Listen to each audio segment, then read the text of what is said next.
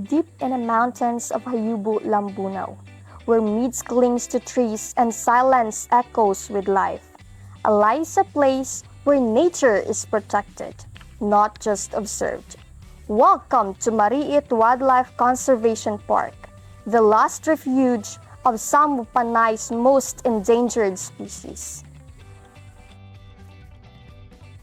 The word Mariit is a Hiligaynon term that refers to the enchanted or sacred, places believed to be guided by unseen spirits. Today, it means something more, a sacred responsibility to protect the fragile life that remains.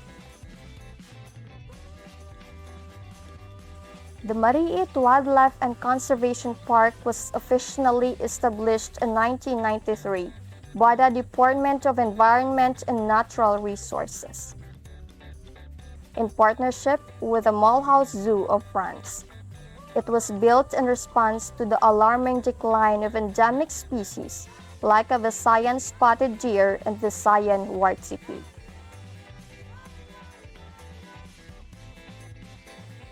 In its early years, the park served as a rescue and breeding center, pioneering efforts that would lead to the world's first successful captive breeding of the Visayan wreath hornbill in 2005. Key to these achievements were individuals with deep dedication. One of them was Ma'am Lucia Lastimosa, a former Municipal Environment and Natural Resources Officer of Lambunaw. Her vision, advocacy, and groundwork helped root the conservation mission deep into the community.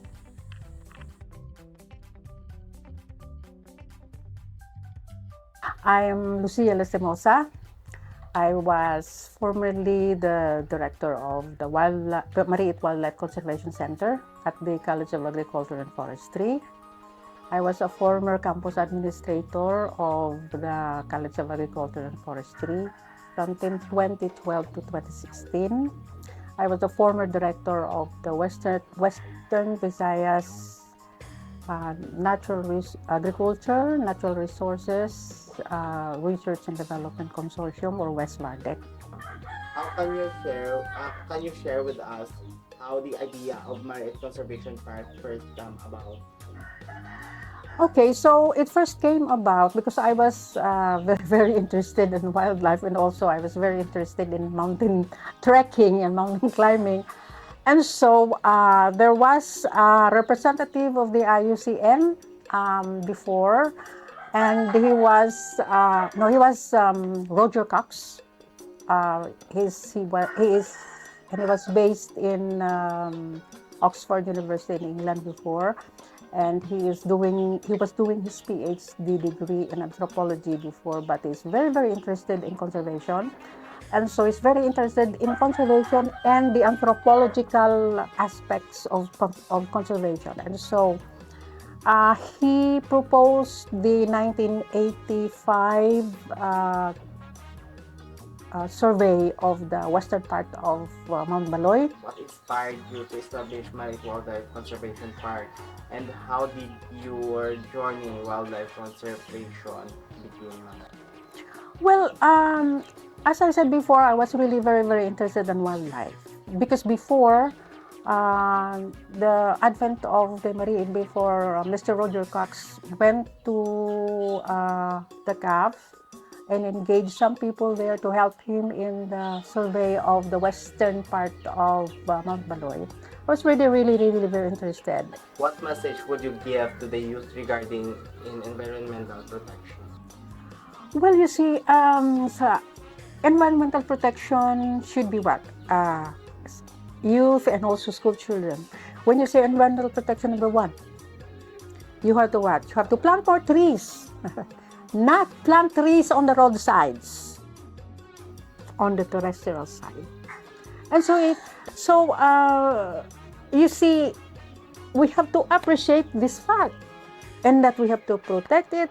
We have to teach some of the children when they see, say for example, a Maya, and they will Featherstone and throw it at the Maya. No, we have to appreciate it. So that means that we have to what?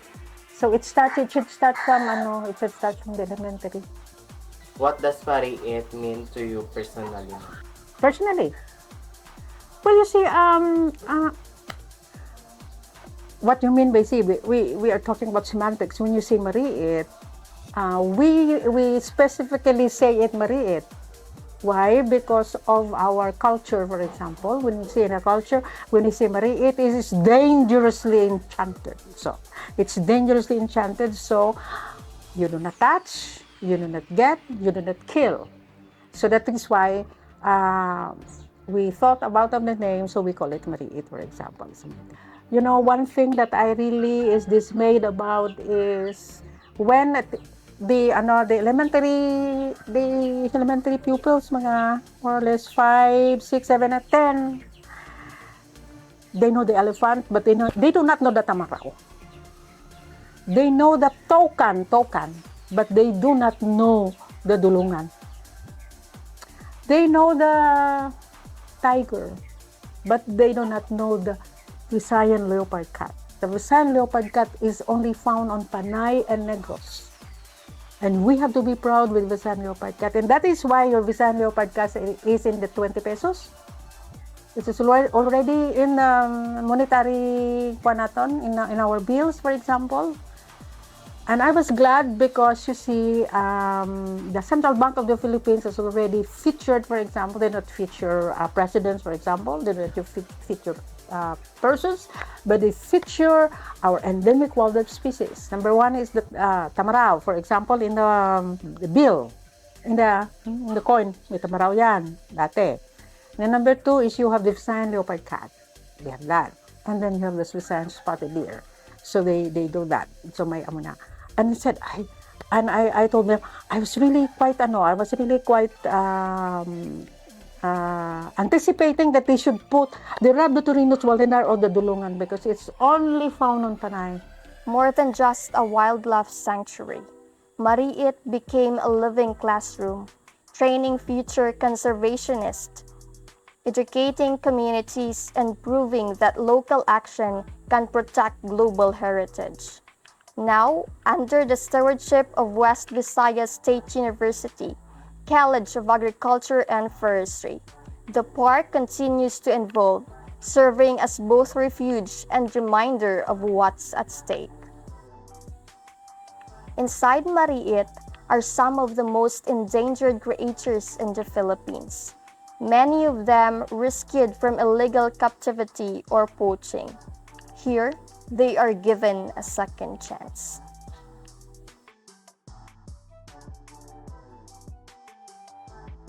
Conservation isn't only about keeping animals alive, it's about restoring balance in the ecosystem.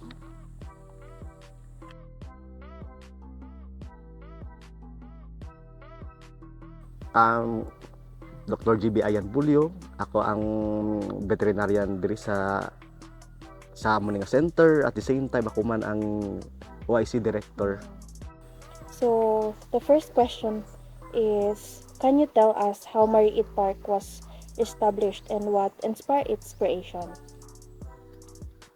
Sang una, nag-start sila nga gusto nila i-breed ang Visayan spotted deer. Bali nag-istorya ni sila, Ma'am Lusing pa, around 1994 siguro to. Nag-istorya sila sa mga different organizations sa Guwa, mga zoo, mga centers man, nga gusto nila i-breed ang Visayan spotted deer.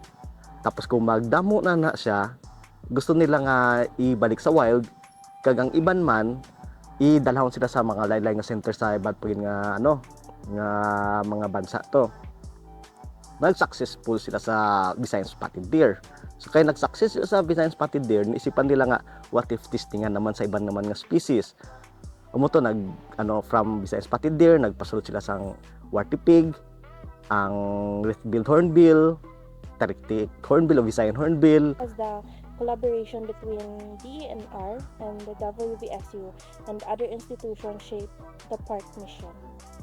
Ayo kay medyo sugpon lang to sa previous kagina.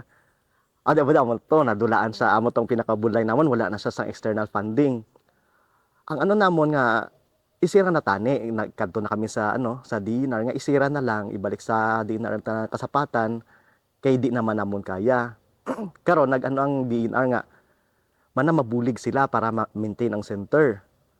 Pero mana kung center lang siya as breeding center, nabudlay justify nga paano nila mabuligan na. Kay for ano sila mo yung rescue, regulation, amo na tanang ilang nga function. So nag-decide sila nga himuon na lang binaton nga rescue center siya on top sa iyang current nga function. Di sa mo man okay himuon siya ng rescue center. So subong sa diin na rescue center siya. So gahatag sila suporta diri sa center. Sa kalan nga rescue center may makuha sila tong mga kasapatan, dalahon nila di. Siyempre kay sila magdala di, ginapakaon man nila kag ang mga equipments, mga gisuporta sila di sa aton. Pero despite dra, kulang gyapon. So naglapit kami sa LGU. Na-stress LGU nga amo nang sitwasyon doon sa center, medyo kailangan na gidbulig. Nag-agree ang LGU nga mana mabulig sila pero the same man sang sa DNR para ma-justify nga paano nila mabutangan. Nag-ano nga ang LGU nga what if himuon isulod naton sa ecotourism project para kay may arat na kwartang ecotourism mo.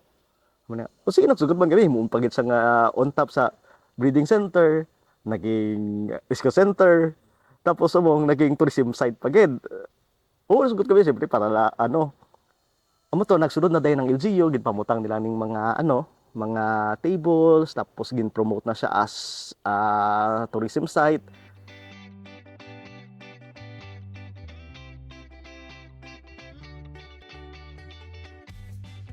At Mariit, learning goes beyond the classroom. It's where education and conservation come to life.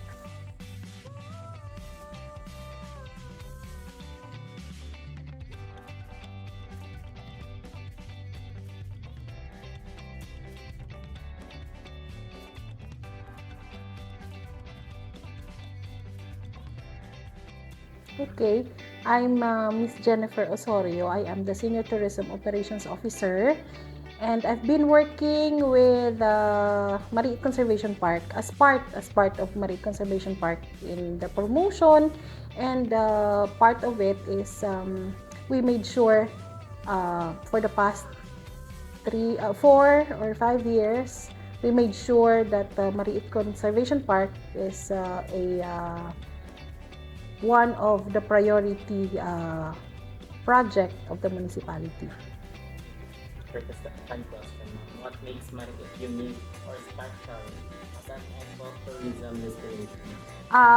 Perhaps, aside from being the first in Western Visayas, sa Iloilo kita lang ang may conservation park that houses the endangered species which can only be seen in Western Visayas, in Panay and Negros. And so, unique siya because tourist destination siya. Unique siya because we accommodate mga educational tours. Like may mga private schools, especially elementary, from the city nga nag-tour sa Mariit Conservation Park. So, inform more on educational siya. How do you promote the park to attract more visitors while still protecting its environment? Syempre ang pinaka hapos nga platform is posting in social media. And we are also what we are doing now is we are inviting schools. We will be sending letters inviting schools and students to have their educational tour, especially ang mga primary schools. And maybe during abri klase na, we will be inviting also our students. Now we will be giving free tour, but they will be paying lang kang minimal lang like the environmental fee. Perhaps for the Lambunaunons, at least they would have the chance to visit Mariit Conservation Park.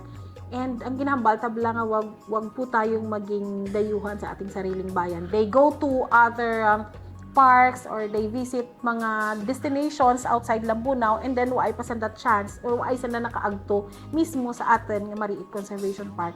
So we will be inviting schools nga diya sa Lambunaw to have their tours man sa park. And but we rest assured nga ang mga carrying capacity ma-maintain natin. Let's say for example for per batch ma-limit lang kita like sa per tour may 30 maximum lang.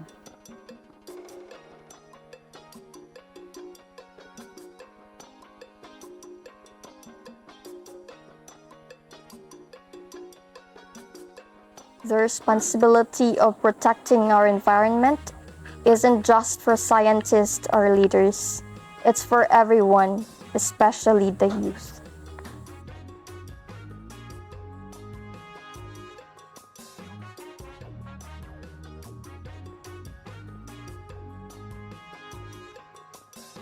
We want future generations to still see these animals, not just read them in books. That's why we must act now.